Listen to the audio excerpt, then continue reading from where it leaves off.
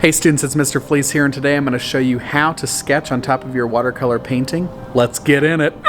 Hey students, I'm going to show you how to sketch on top of a watercolor paper. So what's really important is that you sketch really lightly, and we're using a H pencil. You can see this is an HB pencil. So an HB pencil would work, or a 2H pencil. Any of your H pencils are going to work best for drawing sketches on top of watercolor. The first thing I'm going to do is I'm going to kind of use my pencil real lightly. I'm not putting any pressure. I'm just going to drag a line through my work. And I'm going to do a little beach. So I'm just going to kind of add a nice little beach here. And then I'm going to put a palm tree in. So I'm going to arc it up, and then I'm going to choose my palm tree shape. Actually, I want it to be a little bit thinner. So if you use light pencil lines, you can erase them without doing too much damage to your watercolor. And I'm just going to loosely draw the shapes here.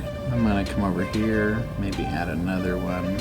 So now that I have sketched, you can see just how light the pencil lines are. They're very, very light. You can almost barely see them. This helps so the artist can erase and adjust lines without damaging the watercolor. And it also allows you to, when you apply your paint, it doesn't take away from the watercolor. Watercolor is such a light medium. We want our pencils to be light as well.